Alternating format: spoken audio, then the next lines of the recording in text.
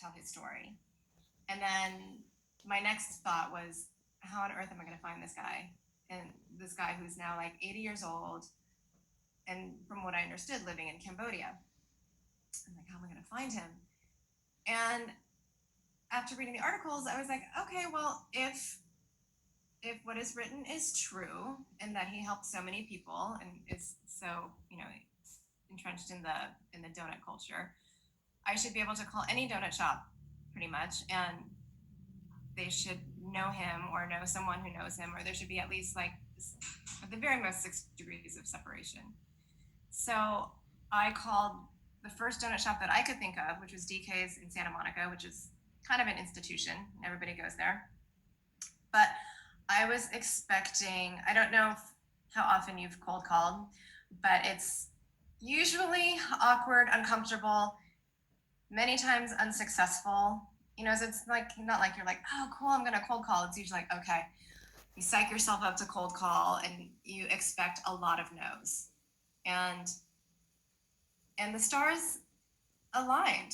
I expected an older woman with an Asian accent to answer the phone, but instead who answered the phone was like a young, chirpy voice with perfectly American accented English.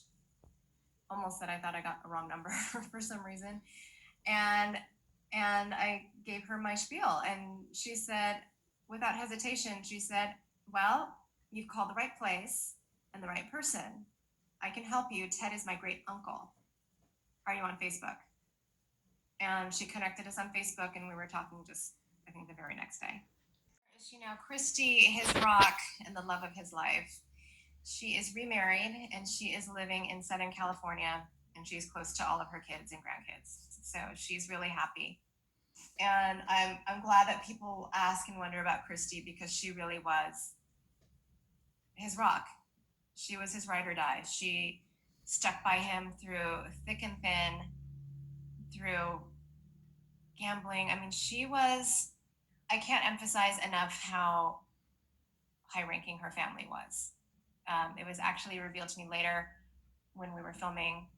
Her sister was the first lady of Cambodia for a period of time during transition. I mean, like, it was during the transition governments. And so I met her, and I said, oh my God, Evelyn. And then looking in some of the archival footage, I saw her. So that was Christy's sister. So it wasn't just like high-ranking official. It was like as high as it gets is her family.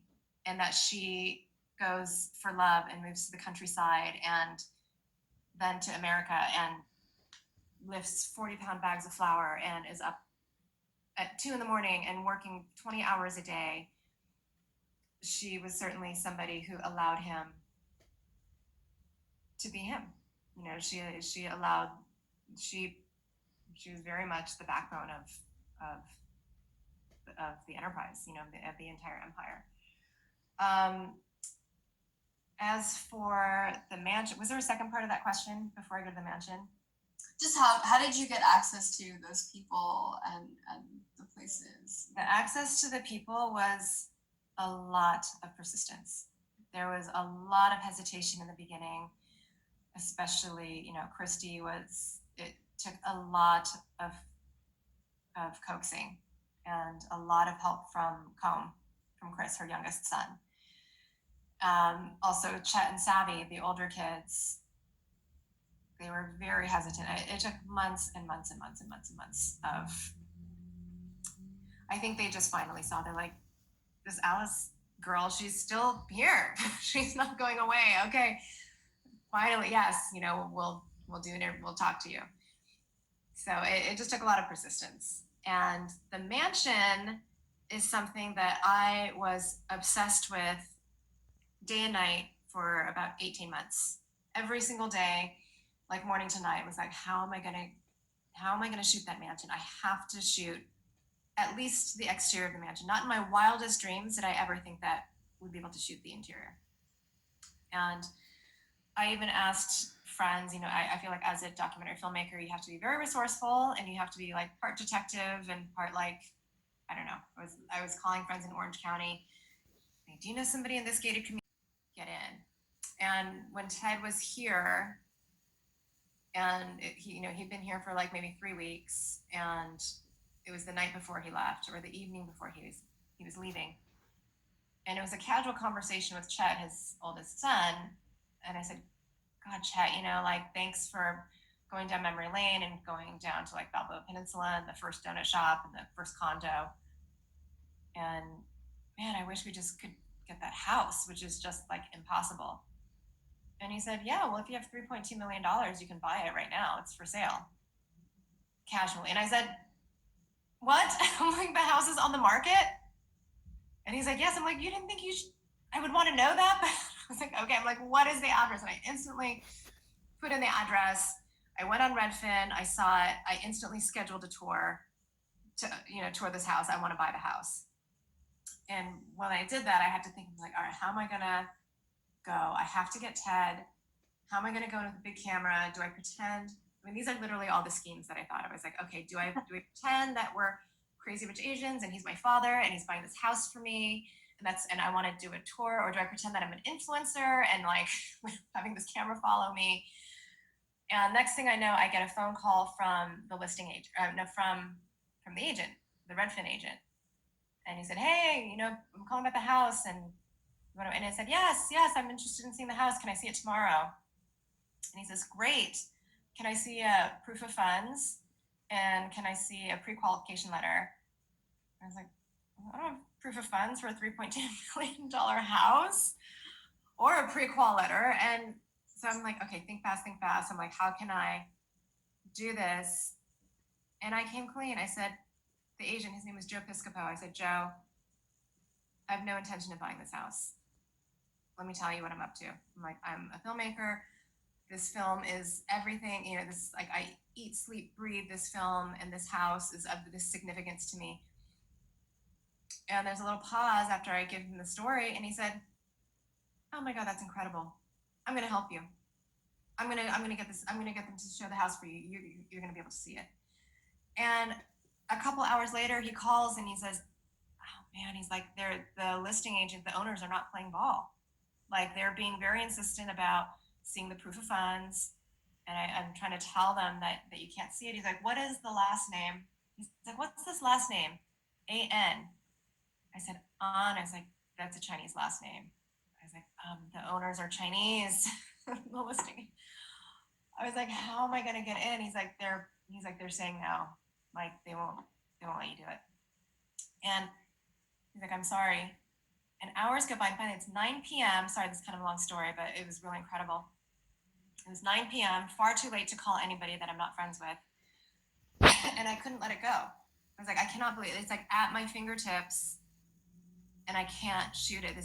I was like, I had a pit in my stomach. And I decided to look up the house again and see who the listing agent was. And it was a Chinese guy. And I said, there must be a mobile number listed. I have to find him.